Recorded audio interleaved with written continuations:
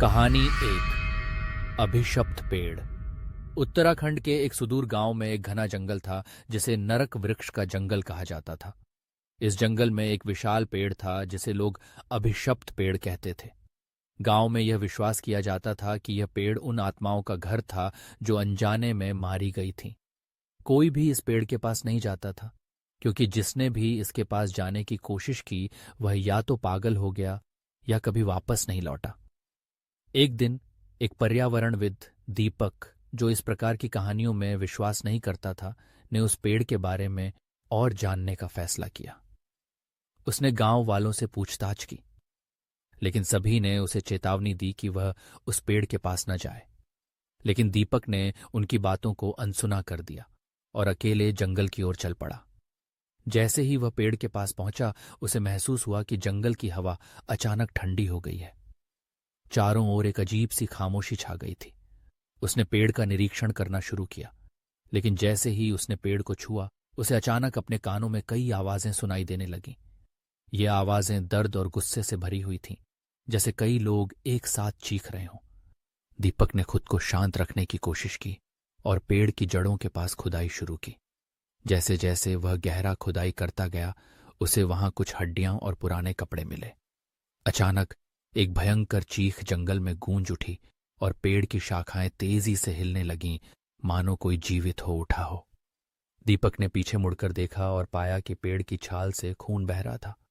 डर के मारे दीपक ने तुरंत वहां से भागने की कोशिश की, लेकिन उसके पैर जैसे जमीन में धंस गए। उसे महसूस हुआ कि पेड़ की जड़ें उसकी टांगों को पकड़ रही हैं। अचानक वह खुद को हवा में उठा हुआ महसूस करने लगा। पेड़ की शाखाएं उसे अपनी ओर खींचने लगीं। उसने जोर जोर से चिल्लाया, लेकिन उसकी आवाज जंगल के सन्नाटे में खो गई। अगले दिन गांव वालों ने दीपक का सामान पेड़ के पास बिखरा हुआ पाया, लेकिन दीपक का कोई पता नहीं चला। लोग कहते हैं कि वे अक्सर रात में उस पेड़ के पास एक आदमी की चीखें सुनते हैं जो कहता है, मुझे बचाओ। मैले। कहानी 2 शिकारियों का प्रतिशोध।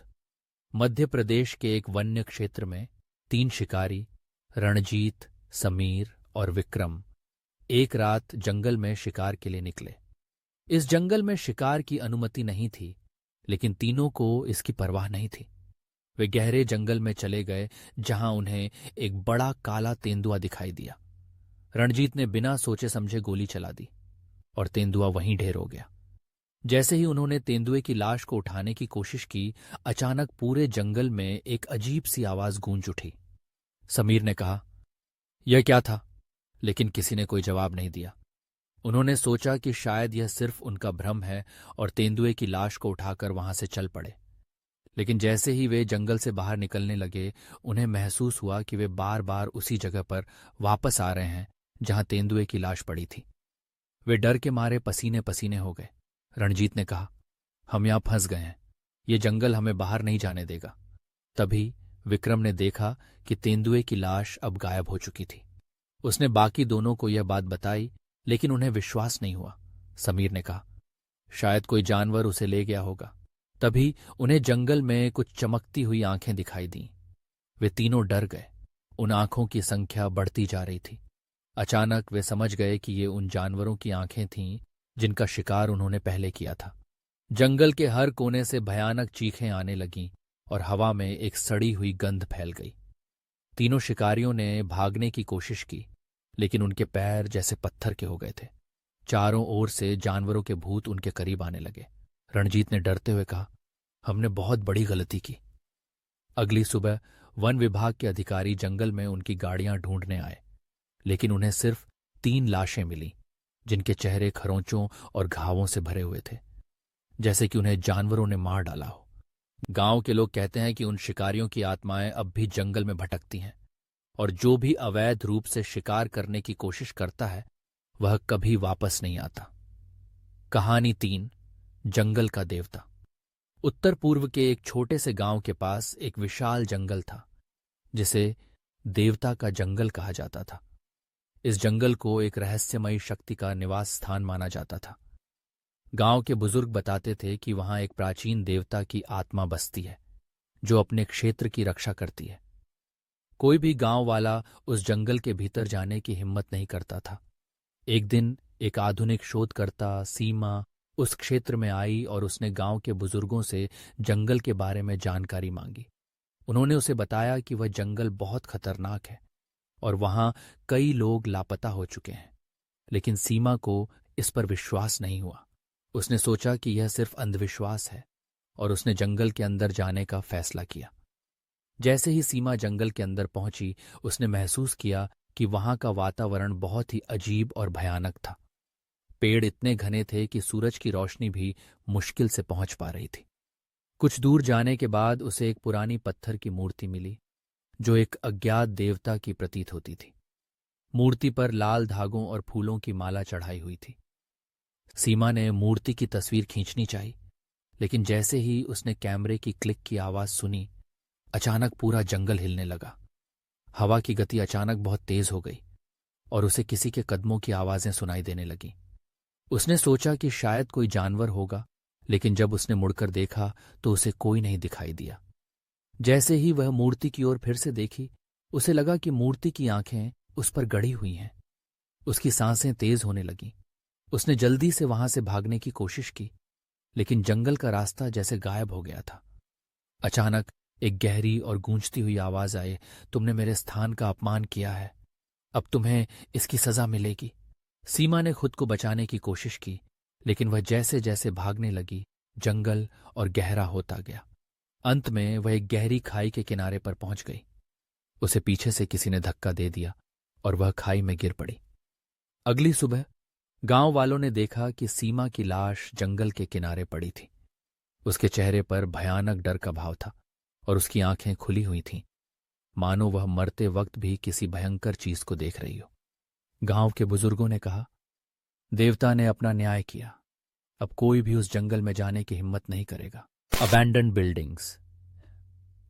Story 1, the old hotel. Ravi और अंजलि एक पुरानी होटल में स्टे करते हैं जो शहर के आउटस्कर्ट्स पर है। होटल पुराना और अबैंडन्ड लगता है, लेकिन वो वहां रात गुजरने का फैसला कर लेते हैं।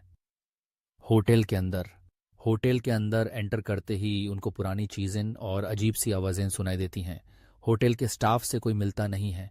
रवि और अंजलि एक रूम में सेटल हो जाते हैं। रात को उनको लगता है किसी का हैवी ब्रीदिंग और फुटस्टेप्स सुनाई देते हैं। रवि जाके देखता है, लेकिन कुछ नहीं मिलता। अंजलि ने देखा कि एक रूम के डोर से लाइट आ रही है, जबकि वो रूम बैंड था। अगले दिन होटल के स्टाफ से बात करने पर पता चलता है कि इस होटल में पहले एक ट्रेजेडी हुई थी। एक फैमिली जो यहीं रहती थी, एक दिन मिस्टीरियसली गायब हो गई थी। उनकी मौत के बाद से होटल में अजीब सी चीजें होने लगी थी। रवि और अंजलि, उन्होंने डिसाइड किया कि वो होटल छोड़ देंगे। होटल से निकलने के बाद उन्होंने लोकल लोगों से और इन्फॉर्मेशन मिलाई और ये कंफर्म किया कि होटल अब भी हॉन्टेड है और जो भी वहां रात गुजरने की कोशिश करता है उसके साथ कुछ अजीब होता है।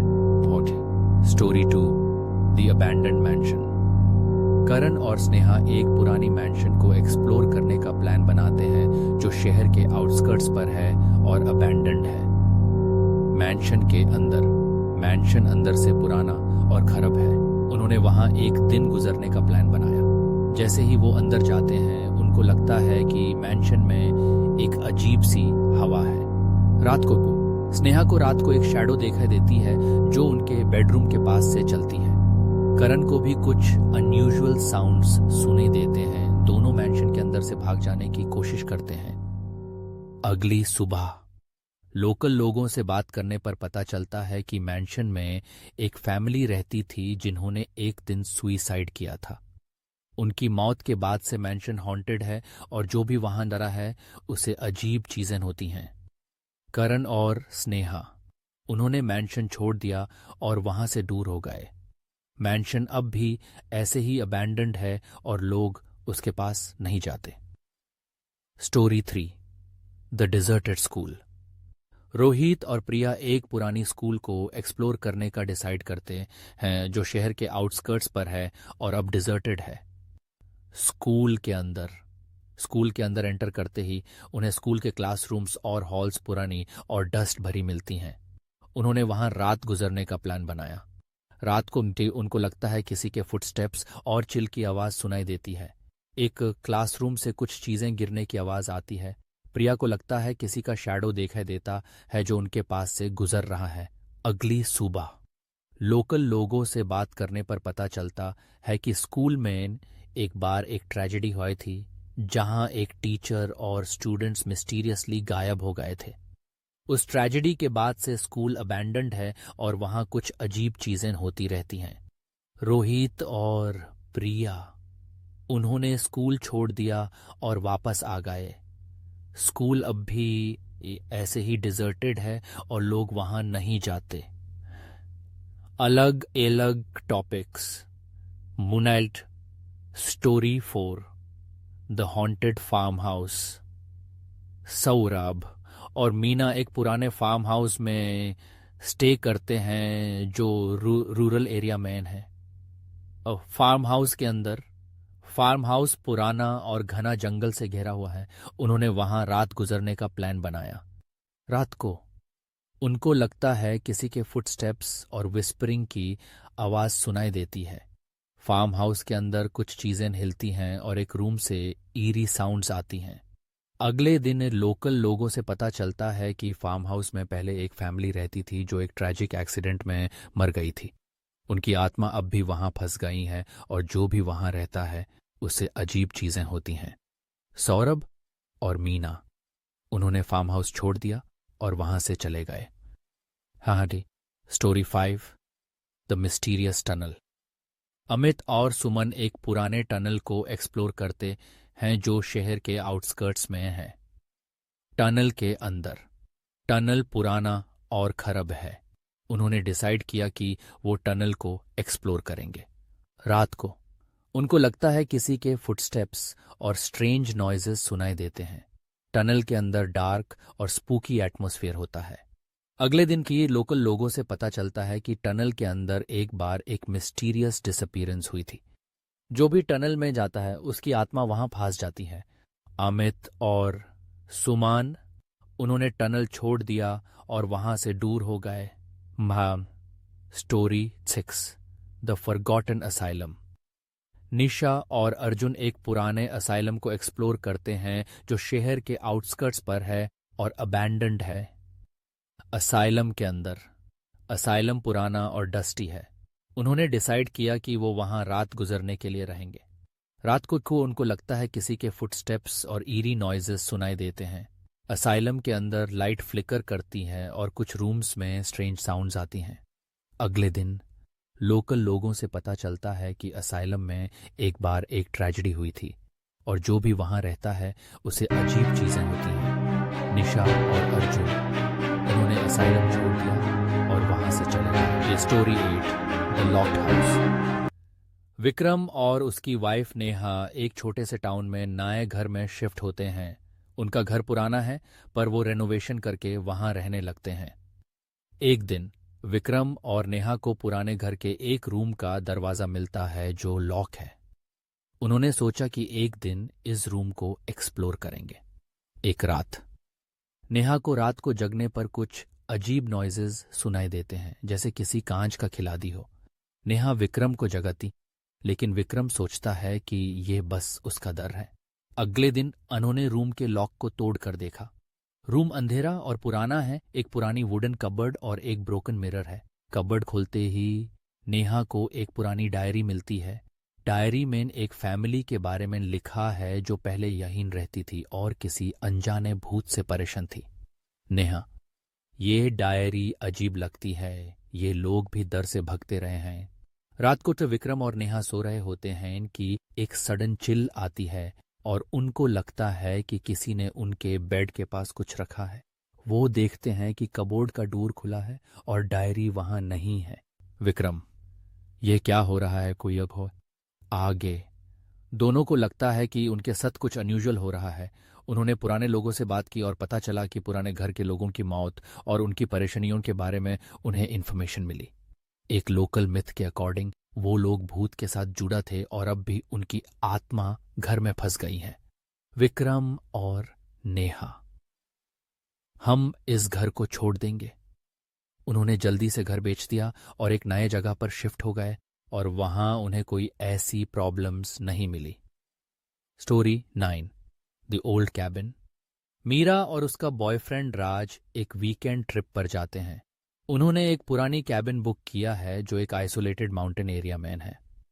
द कैबिन पुरानी और ज़रूरत से ज़्यादा बेसिक है। मीरा और राज रात को वहां सेटल होते हैं। रात को उन्हें कुछ अजीब साउंड सुनाई देते हैं, जैसे किसी का हैवी ब्रीथिंग। राज: ये क्या है? शायद ये पुरानी बिल्डिंग की आवाज हो। आगे रात को उन्होंने देखा कि कैबिन का डोर खुला है और हवा के साथ विस्लिंग साउंड आ रहा है। राज ने डोर को बैंड किया और सोचता है कि ये सब बिल्डिंग के पुराने पार्ट्स की आवाज है। अगली रात मीरा को एक चिल लगती है और एक शैडो देखती है जो बेड के पास चल रही है। दोनों दूर से बाहर देखते हैं और कुछ नहीं मिलता। कैबिन के आसपास के जंगल में जाके देखा, लेकिन कुछ नहीं मिला। राज और मीरा: जब उन्होंने लोकल लोगों से बात की, उन्हें पता चला कि पहले इस कैबिन में एक और फैमिली रहती थी और वो भूत के साथ परेशान थी। फैमिली ने एक दिन मिस्टीरियसली डिसअपीयरेंस किया और उनकी आत्मा अब भी वहां फंस गई है। मीरा: हम यहां से चले जाएंगे। उन्होंने जल्दी से कैबिन छोड़ दिया और वापस शहर आ गए। वहां उन्हें कोई और प्रॉब्लम नहीं हुई और उनकी सेफ्टी बनी रही।